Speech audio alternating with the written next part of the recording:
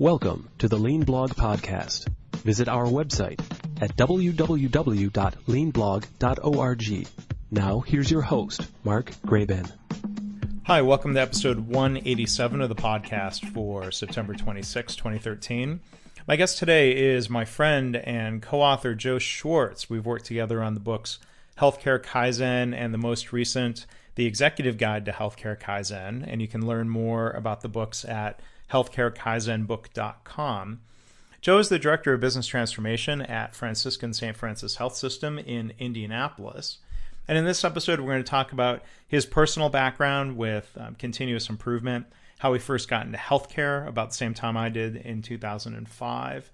We're also going to talk about how Franciscan got started as an organization with Kaizen, some of his favorite examples, and what some of the key management principles are that they're teaching to their leaders within the health system. And Joe also talks about the work that still needs to be done in their cultural transformation. So you can find links to the books, to Joe's bio, and more by going to the blog post for this episode at leanblog.org/187. Well, I'm real excited after working on books together with my co-author here. We finally have Joe Swartz as a guest on the podcast. Thanks for being here. Thanks for inviting me, Mark. So I know the whole story, but we've got listeners. This time we've talked so often. If you can introduce yourself, though, for the listeners, a little bit about yourself and your professional background to get started. Sure. I was an electrical engineer in undergrad. Did computer programming for a number of years. For about 7 years after that, I think the engineering was a good background. I know it's your background too, Mark. Yeah. I think it helped focus on problem solving and design. I know when you're an engineer in school, they give you 1,000 different problems to work on. So I'm used to working on problems and used to thinking about how to design the system to produce the right results. I think that was a really good background for where I ended up in healthcare. After a while working out in engineering, I kind of got the inkling to kind of work with teams. And my dad had been consulting for a number of years, so I asked him to kind of take me out on the road and show me what he does. So he took me to a few places, and I remember one place in particular just blew me away. We went to the Cadillac plant in Livonia, Michigan. And I remember some of the work they were doing there was just amazing. They had taken a process to bring parts in from a supplier to assembly on the engine. They took it from like 20 major steps down to 5 major steps, and it had dramatically redesigned what they had done. But another piece of that whole puzzle was the people. I saw lots of enthusiasm, lots of engagement. I saw joy at work there at Cadillac, and Dad took me to a few other places where I didn't see that, and they struggled. So I knew there was a clear difference. Whatever they were doing there at Cadillac, I needed to learn more about. Yeah. So Dad handed me a book, a lot about social technical systems. He gave me a book that a few people had written about the Livonia transformation. It's called Transforming the Workplace. And I read that, and it talked a lot about idea systems and what Toyota and Honda and Nissan had done and compared to the U.S. It was really all about engaging the human element, and balancing it with the technical solutions. And that really got me intrigued. I wanted to know more. How do you create an organization like that where people are designing the right processes, but they're all super engaged, and you can visibly see joy at the workplace? So I asked Dad, I said, hey, I think I'd like to do that kind of work. Mm-hmm. I said, what would I have to do? And he said, well, you'd probably have to go back and get your master's degree. So I signed right up, went to Purdue and got a master's in management. And then on graduation day, I called Dad. I said, Dad, I'm ready. He said, okay, let me line up some work for you. So the first job we got was in General Motors, and learned a lot through that experience. We worked at the engine engineering plant in Michigan, and we redesigned how engineers engineered their product, which taught me a lot about innovation and creativity, how people work together to produce good conceptual concepts. Mm-hmm. And then I worked in a whole bunch of other places with Dad, engineering, manufacturing, semiconductor plants, pharmaceutical plants, metal forming plants. We worked automotive, aerospace.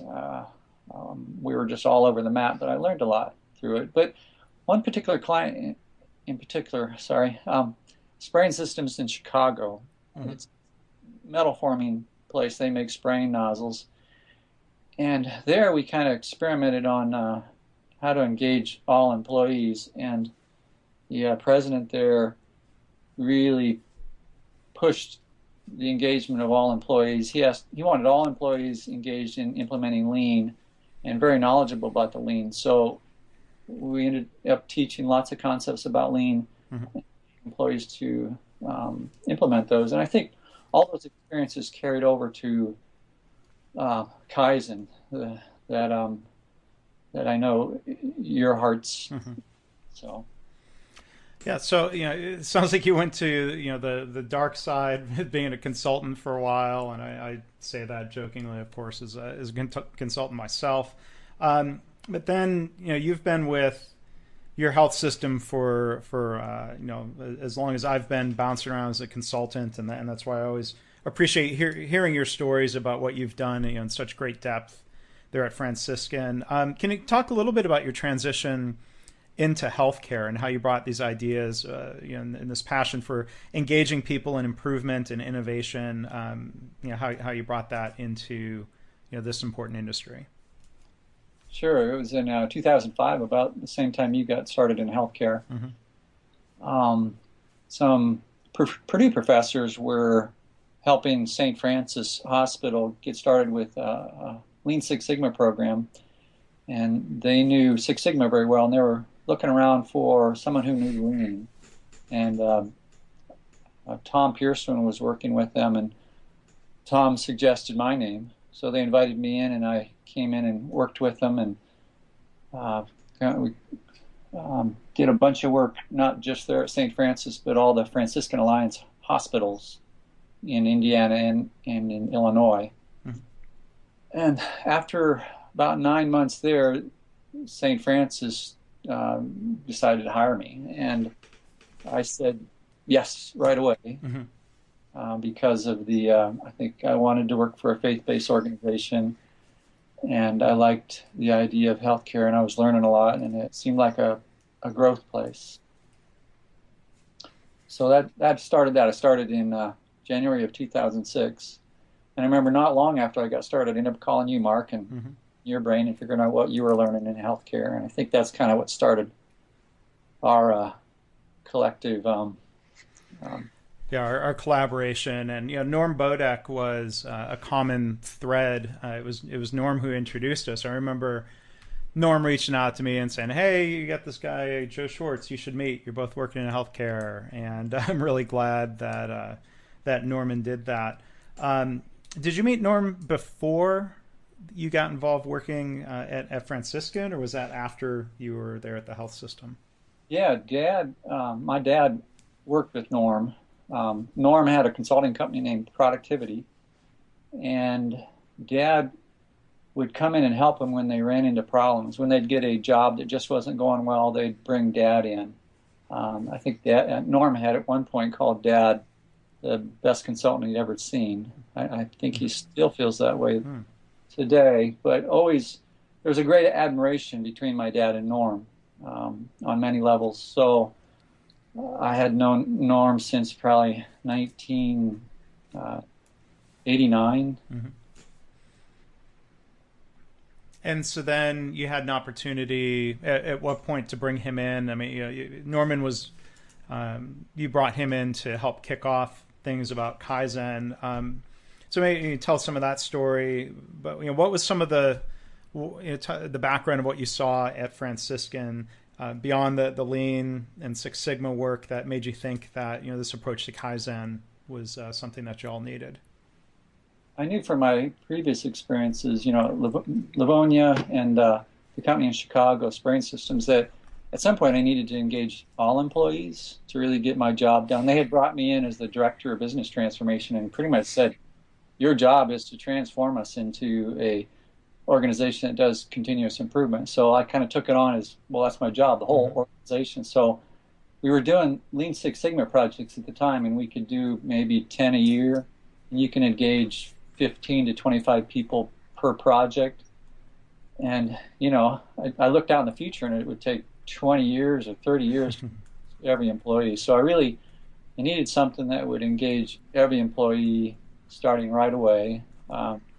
So I looked at the work we've done at Spraying Systems, and I really needed something really simple to start with in healthcare. And Norm had written a book called The Idea Generator, and he really spelled out how to dramatically simplify engaging every employee.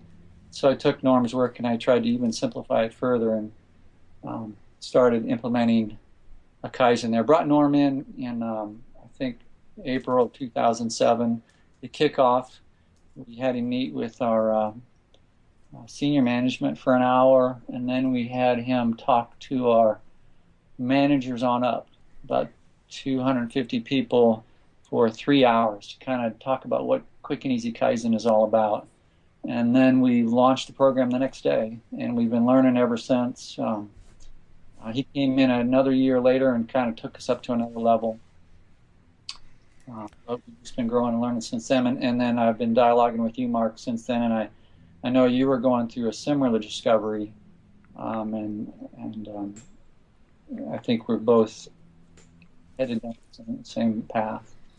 Yeah, similar paths. I mean, Norm's work, his books, and then having a chance. When I was at Johnson & Johnson, we brought Norm in to speak at a client conference, and his work was really influential, and was a really big part of what I was helping bring into different health systems.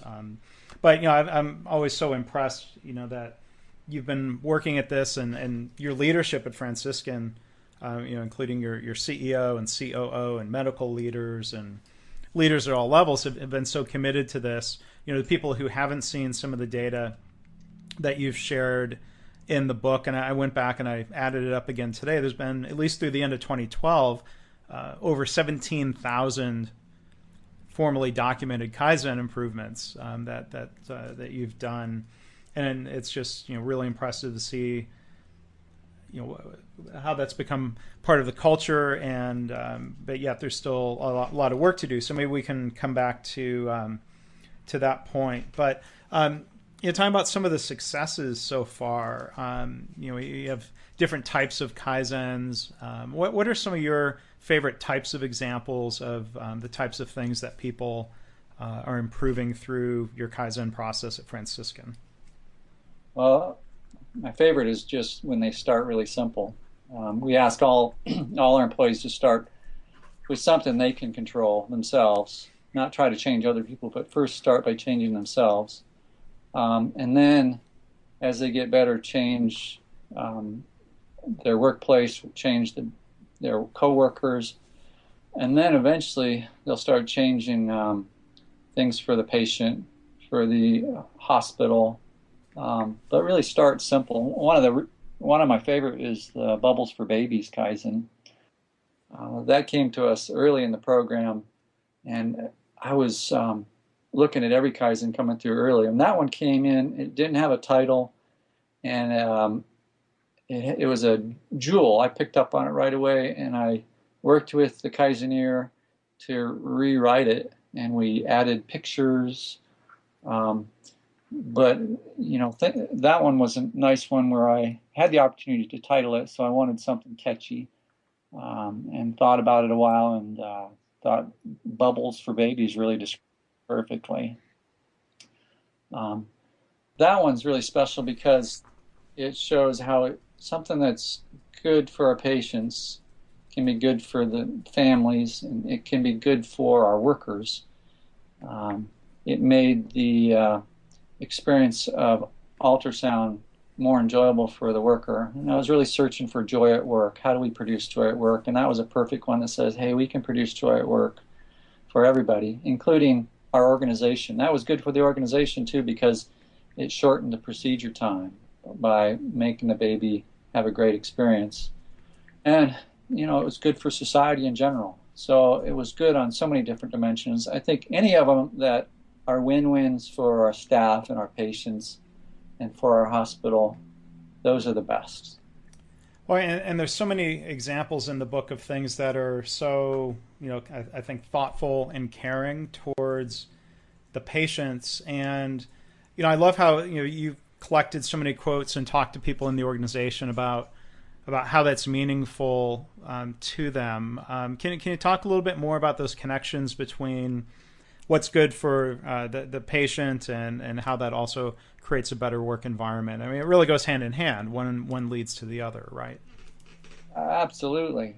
I mean, if the patient has a nice experience, they're going to treat our employees very well, and vice versa. If the employee feels, respected, they're going to treat the patient really well. But the employees should produce that respect on the patient to begin with. But it's not always the case. Yeah. But if you can produce that synergy where they both are respecting each other, and and I really wanted to convey that in all the Kaizens that I picked as notables that we sent back out to staff. I really wanted to keep messaging to them that it's important that they start out by doing things that are good for themselves, but at some point we need to think about the patient and the organization and society in general. So I kind of tried to message a combination of things: good for staff, and good for patient, and good for the family, and good for the community, and good for the hospital.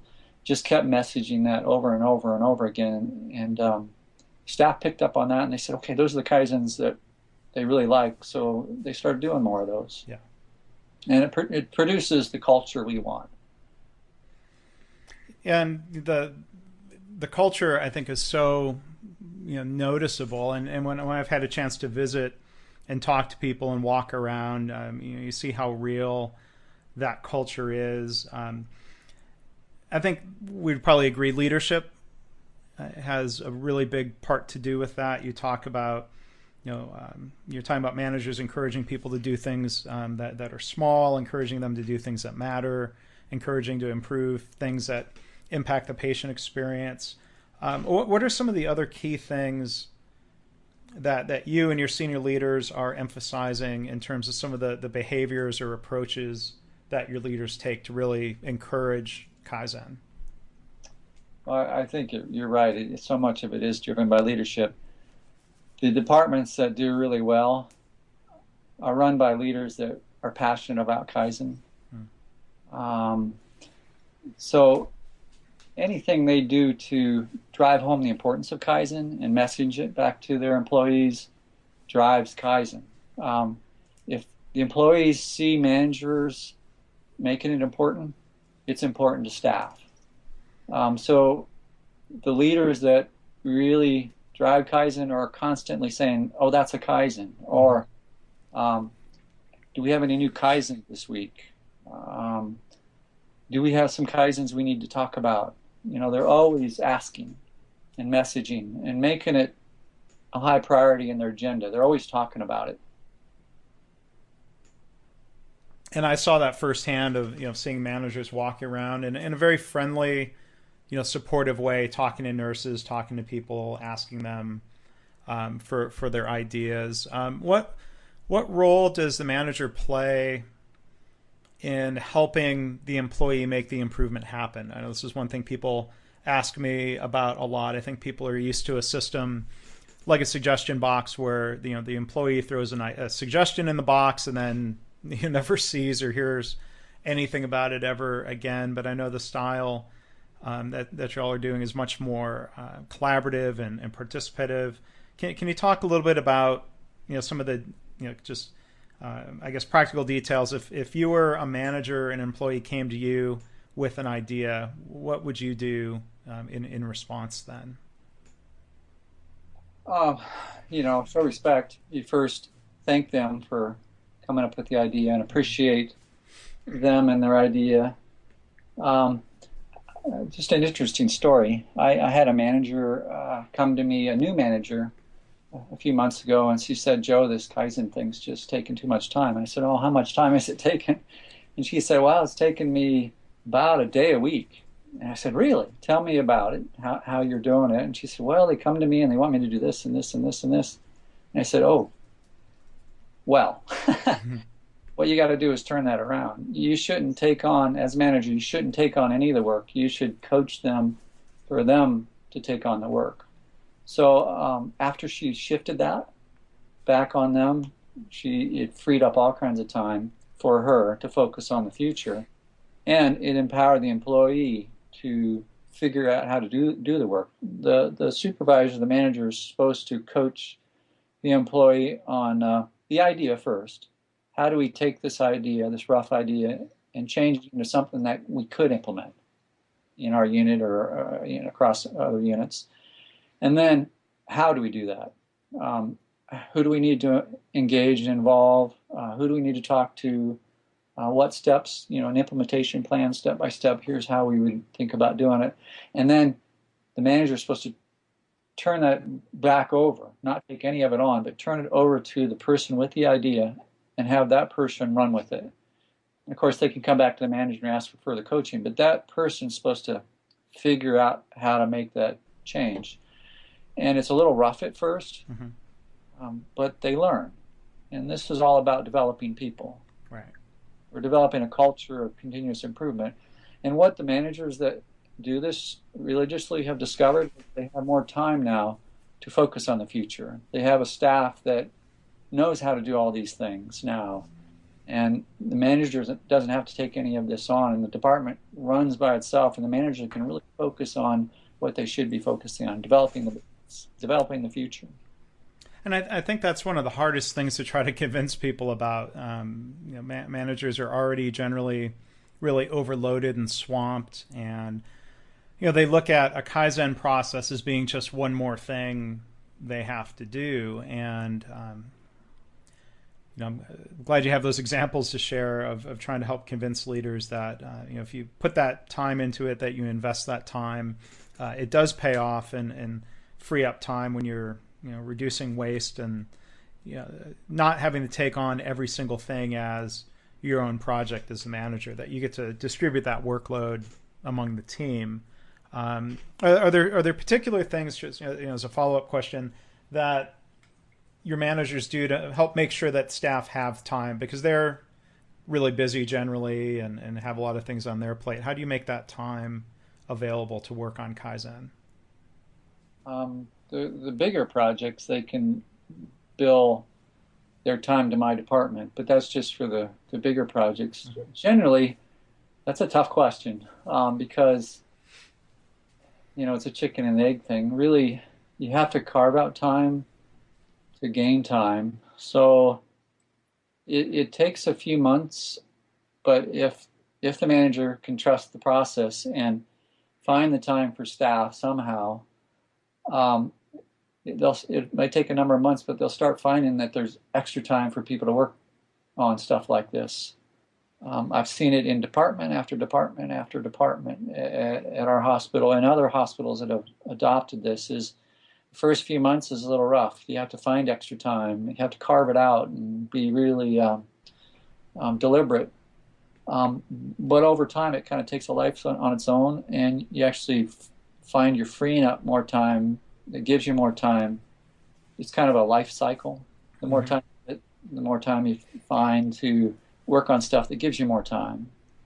The converse is also true. You get involved in this death spiral where the less time there is to fix problems and work on stuff, and the worse it gets, and pretty soon, there's just no time and you're overwhelmed. Right. So you got to dig out. Yeah, and like you said, like a lot of things, it gets more difficult before it gets better. Yes. Trying to eliminate waste and improve processes is tough. And I talked to somebody the other day that was, sort of kind of going through some of those struggles. At first, it was real exciting. They were doing a lot of good improvement work, and then I think the one challenge, is really how to make this not just continuous for a month or two, but really continuous in an ongoing, never-ending way. I think that's where it's real impressive that you guys have been working at this for 7 years. The last 3 years have been pretty equally strong in terms of the number of Kaizens and the participation.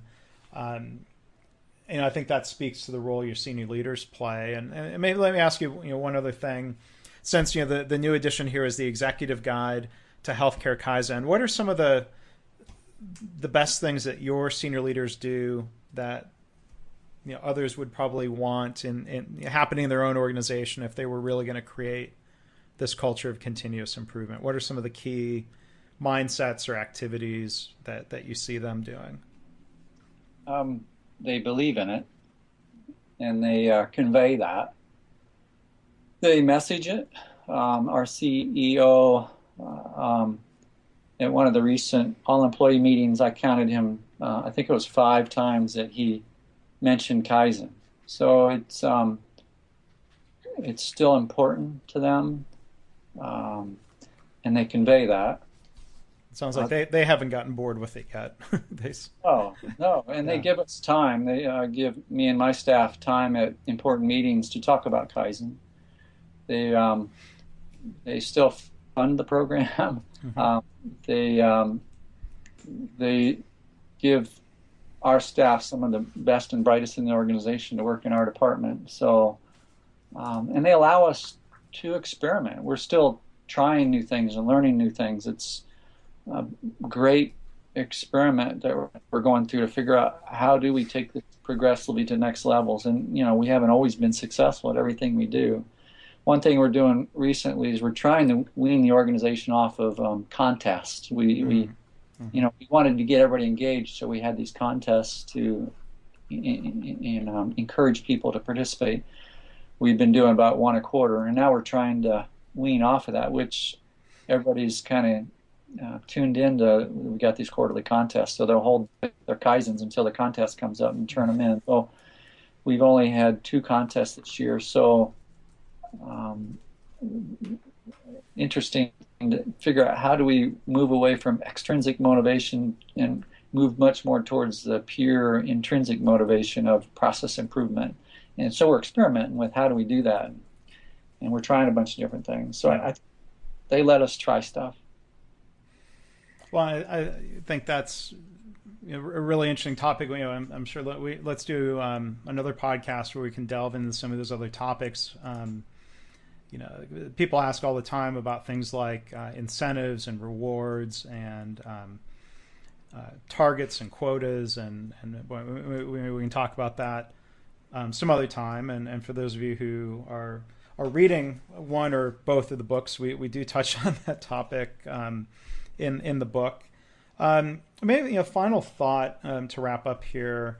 You're talking about some of the things that you're working on. They said trying to focus more, getting things back to intrinsic motivation, keeping momentum going, keeping participation going. One thing I'm impressed with, I think, with the approach y'all are taking is when you look at some of the results of the percentage of people participating, which I think last year was, here, let me flip into the book. I think it was about 40% participation. Yeah.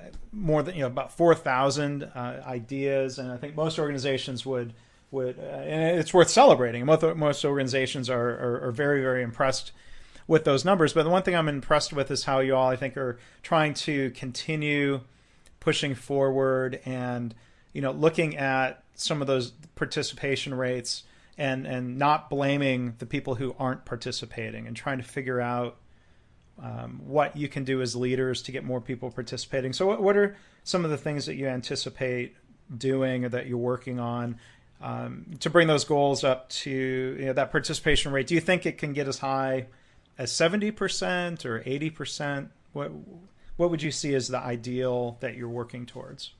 Yeah, I think my boss is asking us to eventually get it as high as 80%. Mm-hmm. I think we can get there. I think you're right. You have to keep it positive. We try to lift up the high performers. We don't talk about the low performers. We just keep talking about the high performers and the departments that are doing great things, and lots of success stories to keep the momentum and the energy high. I'm not sure how we're going to get to 80%, but really it's all about creating that culture. So doing whatever it takes to create that culture where all our employees are engaged every day in the search for how do we make this better? How do we make this little thing better and this little thing better? If we could collectively figure out how to do that, I think we can transform our little microcosm in our hospital, and that's going to make us much more competitive, make everybody's job more secure, and provide better care for our patients and their families, which is what we're all really trying to do. Well, you're absolutely right, and I mean that comes through so loud and clear when you look at the types of Kaizen improvements people are working on, the leadership approach that you and that your senior leaders and departmental leaders are taking. It's very impressive. So I really do encourage people, if they haven't read the book yet, I mean, Joe and his organization, deserve so much credit for all the great examples and ideas that are in the book. That's why I felt honored to be able to work with you and partner with the other folks at Franciscan Joe. So, thanks again. Thank you publicly for that partnership with the book, and thank you for being part of the podcast today. Do you have any final thoughts that you might want to share? No, thank you, Mark, for believing in this and seeing the value and for taking it to a national level. I think it's going to have an impact on healthcare, and thanks for all the listeners. Sure appreciate your time today. All right. Well, thanks, Joe. Hopefully we can do this again soon. That'd be great. Thanks, Mark. Thanks. Thanks for listening. This has been the Lean Blog Podcast. For Lean news and commentary updated daily, visit www.leanblog.org. If you have any questions or comments about this podcast, email Mark at leanpodcast@gmail.com.